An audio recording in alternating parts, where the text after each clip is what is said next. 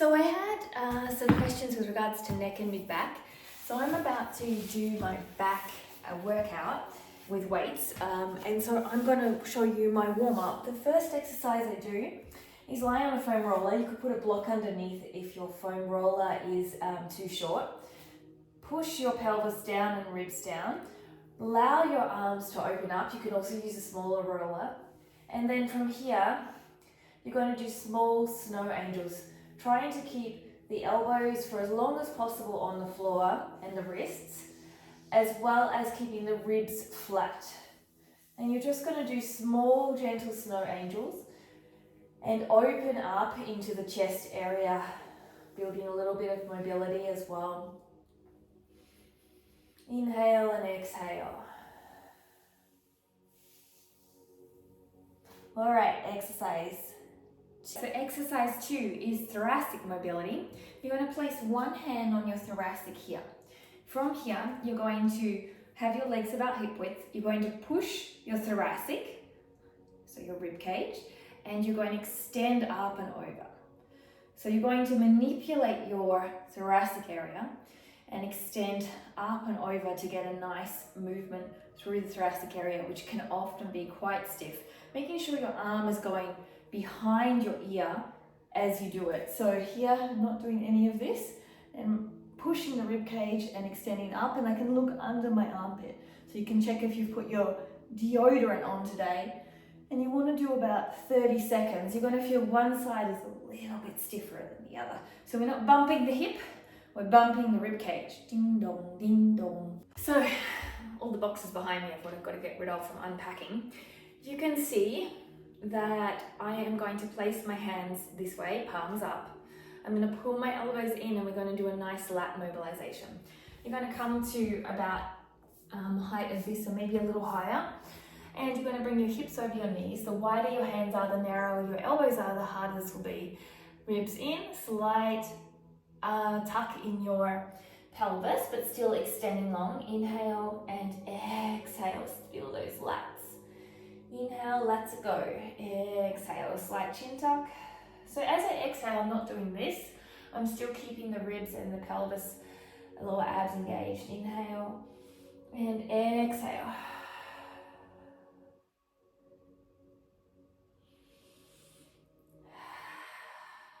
And I'm slowly sinking down, down, down, down, down. Beautiful stretch. Okay, next we're going to do a prone lift here. I'm going to lie down with my arms out to the side. Oof, I've got a big bump from my t-shirt. Okay, from here, you're going to place your head down into a chin tuck position, so my nose, nobody knows it, but it's on the floor. And then from here, I'm going to squeeze my shoulder blades back, lift my arms, and then pull my head up. So again, shoulders off the ground, squeeze shoulder blades and lift arms, and then lift up with a chin tuck. And you're going to do around 30 seconds of this. Really got to make sure you articulate it from the shoulders. And we're not coming up really high into a back bend. All right. Next, we're working at 30-degree shrugs. So I am placing my feet down onto the band. Now make sure you pull it up even. I tend to get one that gets less pull. That's not cool. Okay, from here, you're going to bring your arms out to 30 degrees, approximately, give or take. From here, you're going to pull your shoulders up and back and down. So they go up and back and down. So the movement, keep your rib cage in, pelvis in that nice engaged position. Arms are out, so they're going up and back and down. So here, up and back, up and back, and your arms are out to the side. We're doing all these exercises around 10 reps, and around 30 seconds is another alternative. All right. Next one, so this next one, we're not going to the 80s, we're going to go anti-80s, or 70s, and we're going to do an anti-flexion into the band. So we're going to create as much chin tuck as possible. Now, For me, when I have had the nerve issue, I tend to feel the nerve radiating here a little bit. So be mindful how much pressure you use on this and listen to your body. Some days for me, this is a good exercise and some days it is not. The idea is to build a stronger neck area. Now I know because we're going into that really attractive double chin, people get nervous about it, but it actually helps to prevent double chins because you're getting muscles around the neck area. It just looks awesome at the time. So I'm pulling my hands forward, and then from here I'm pulling my head back, and I'm just holding here. It's super, super attractive. And I'm just holding here, shoulders down. If you have a little bit of nerve tension, you can try lifting the shoulders slightly to release that nerve tension. So again, from the side, here is the movement, pulling this forward and then pulling my head back. Again, if you have nerve tension, sometimes just lifting the shoulders rather than going down your back can release often the nerve tension. And you're just gonna hold for 30 seconds. Now don't just suddenly let this go, might be a little bit uncomfortable. I want you to find an inclined surface, so you could use something a little more solid like this table. I'm going to add a little bit of bang for the buck and use a foam roller for stability because I'm working into handstands today. But it would be nice to have a little higher also if you're going to do this. And you're going to do scapular shrugs here, either from your knees or from a full push-up position. So from here, you're going to drop your shoulders down and pull them up. None of it is in the rest of the body. It is just here in the shoulders, dropping the shoulders together and pulling back up. Shoulders together and pulling back up. Inclined scapular shrugs. Beautiful. Again, you can use a non-rolling surface. I'm just stabilizing my shoulders, making it a little bit more challenging. You can go onto your knees also as well. And lastly, bird dog. So you're going to stay here on all fours and make sure you have that neutral spine, okay? So you're still pushing up out of your shoulder blades, but you have a long back. You're not doing the cat. From here, you're going to extend one leg and opposite arm. At the same time, lift up to horizontal, not over, okay? Lift up here. And then at the same time, you're going to bring it back down without rotating to the side at all. One side will be harder than the other, so I glide my knee and my hand off at the same time, keeping that shoulder nice and engaged, pushing up and away. And then at the same time, bring it back down.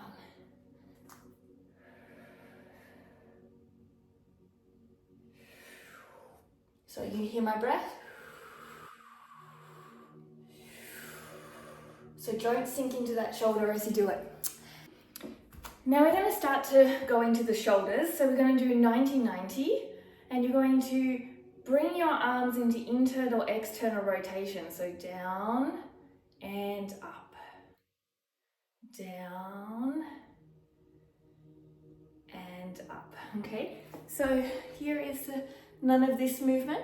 So I'm here, okay? And then I rotate up. So one shoulder might be in a different rotation than the other, and we need to be mindful of that to try and keep them at the same rotation. So you're rotating from the shoulder socket.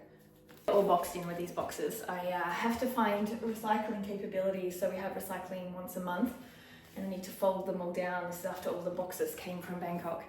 That's so much work moving. And if you don't have a car, then that's a lot of work to get rid of this stuff. So the light is a little dim right now.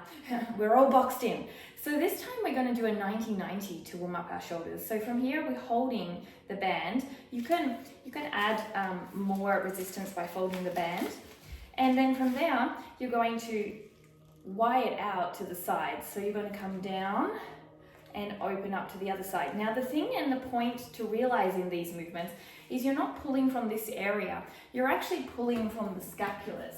So the scapulars are motioning first to create this movement. And that is going to make the shoulders much healthier.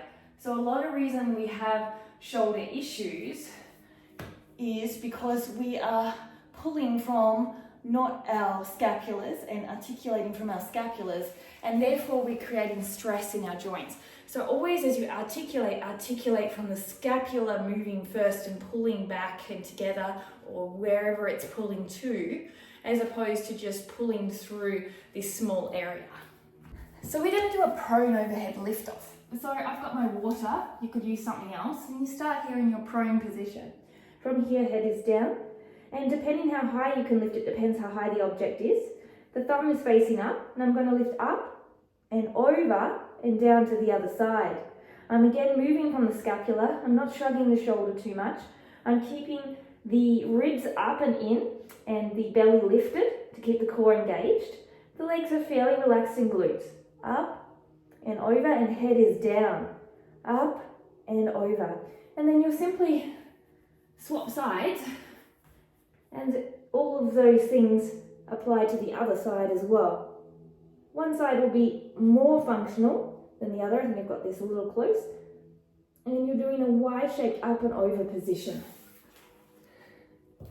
Next, we're going to do an isometric bear position hold. So when you do that, you really want to make sure you're elevated up out of the shoulders. Feet are underneath the hips, elevate up over the shoulders, but the spine is still super long and engaged. So from here to here, slight tailbone tuck. And although there's a tailbone tuck, it's not a rounding. So you're tucking to lengthen the tailbone this way. You're making sure that those shoulder blades are not retracted but protracted. And then from here, you're just going to hold, lifting the knees slightly off. It's a bare necessities, a simple bare necessities. Maybe sing that song and see how long you can hold. Alright, we're going to work in the same thing on a side plank. So you can start on your knees here if you want to.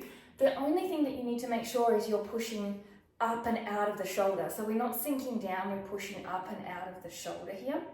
And if you're not pushing up and out of the shoulder, this is not going to be as beneficial. So you're starting in full plank or on your knees, and I'm pushing up and out of the shoulder, so protraction. A long tailbone, even though slight tuck. And then from here, I'm pushing up and out. And as I rotate, I'm pushing up, and out. And rotate my hand up. And I keep up, and rotate down. So then here, pushing up. So I have to extend up. You can see I'm extending up and rotating. And standing up as I come on down. If I didn't extend up, it kind of sinks down like this. And sinks down like this, and this is not going to help your shoulders at all. Now lastly, but never the least, there's always more to be done. I have 3 band exercises. So with the band exercises, the first one is you're going to do a shoulder exercise, okay? And with this exercise in flexion, you're going to have the band anchored as low as you possibly can. I'm going to wrap it around the pole. You could wrap it under a door, tie a knot, and close the door. From here, I'm going to start with my thumb facing away, and I'm going to keep my core tight, bend my knees, and from here I'm going to rotate, and my thumb is going to rotate up and around, and my elbow is going to slightly bend. So I'm just going to give it a little less traction to it to make it a little bit easier. Okay, so from here, starting here, thumb, watch as it rotates, and comes up and around, elbow is slightly bent, and then follow the suit all the way back down. I'm leaving again by opening up, pulling up and opening here, slowly rotating the thumb all the way around as I come up to the highest point, keep the core strong, and then rotating it back. I'm going to do single arm rows. So what I do is I wrap it at my elbow height. This is where I would use a door when I didn't have my pole. And from here, I'm going to bring the band. So it's going to start here where my hand is facing towards you and the camera, and then I'm going to pull in and rotate and squeeze the shoulder blade and then bring back out. So it's a single arm, so you're getting pulling in and rotating, keeping your elbow into the side of your body, squeezing your shoulder blade down and back, and then extend out. Just as slow as you go in, the concentric, do the eccentric slow back. And then slowly back. So keeping those ribs in, the hips in, everything is functioning beautifully. And then one more exercise. So the last exercise is a fly. Again, you can use a door handle or something else. You're going to hold the band at your shoulder height, And from here, I'm going to squeeze through my scapulars, and they're going to squeeze back, and the band is going to open. And then I'm going to come back forward, slight bend in your elbow, around shoulder height, give or take, pulling, and the scapulars lead the movement. Keep the ribs in, the hips in, and away you go. And this is a back prehab and neck and shoulder warm-up that I like to do before any back days, shoulder days, anytime, most days for my neck as well, for rehabilitation, for handstands, so for plank work. All of these exercises done probably 4 to 5 times a week is going to make a huge difference on your scapular mobility, your shoulder function, your neck, and your mid and upper back mobility. So try it out.